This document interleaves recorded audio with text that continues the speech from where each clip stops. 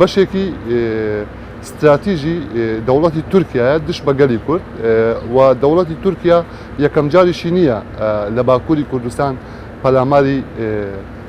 کۆمەلگای مەدەنی موسیسە مەدەنیەکانی کۆمەلگای باکووری کوردستان بدا هەر لە ڕاگەاندن لە شارەوانیەکان لە ڕێخستنی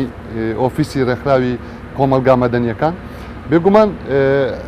لە ڕابردوشدا لە ساڵانی ڕابردوشدا جارێکی تر دەوڵەتی تورکیا پەلاماری شارەوانەکانی باکووری کوردستانیدا و لە جێگاندا نوێنە لە ڕاستەقینەکانی گەلی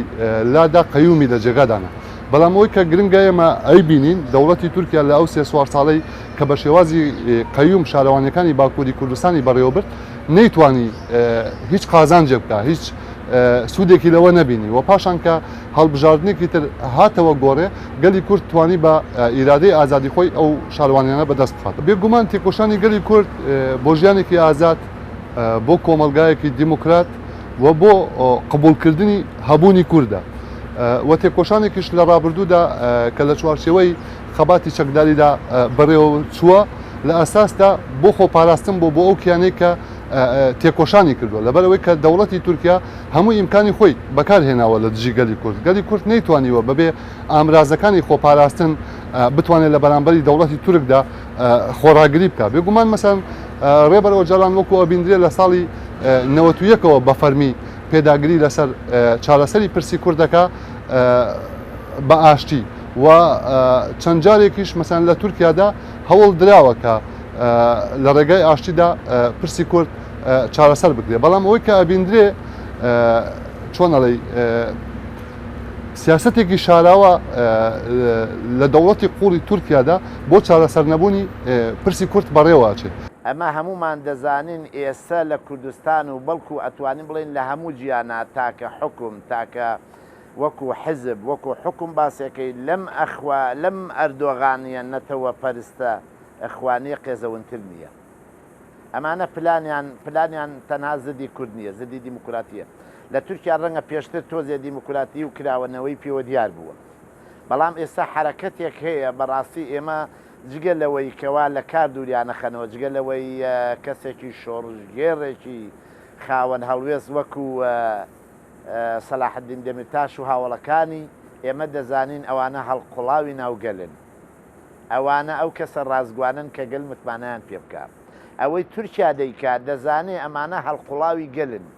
ئەمانە ئەو کەسانن کە گەل و نیشتیمان هەموو ئامانەتێکیان پێ ئەسپێرێ ئەمانە ئەزانن ئەمە هەمووی ئەوەیە بەڵام بەداخەوە لە کوردستاندا ئێمە شتێکمانەیە بە ناوی حکوومەتی هەرێم هەرچەند بەڕاستی من وەکو خۆم تەنهاڵێم ئیمارەتێک و چەند حیزبێک یا بێدەنگکرا و یان چاوەڕێی واقعە بەڵام من داوا لە کوردستانی باشوور داوا لە حیزبەکانەکەم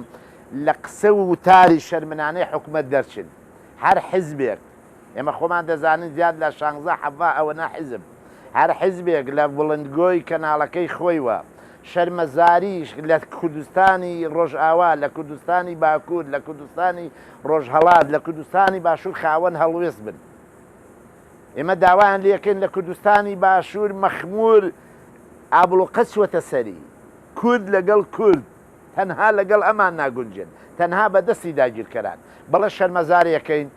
ئەو سەرۆک شارەوانانەی لە کار دوورخراوەوە شەرمەزارەکەین بەڵام پێیان دەڵێن ئێمەیش و گەلەکەی خۆتان لە پشتە ئێوە نوێنەری ڕاستەقینەین ئێوە نوێنەری ڕاستەقینەن کوردستانی باکوور لەسەر واقعی ئەو و ڕاستیەک وەستاوە ئەینا ئێمە سڵاوتان لێ ئەەکەین ئێمە لەگەڵتانین ئێمە دەزانین ئاستی ڕۆشنبیری و نیشتیمان پەروەریتان تا کوێیە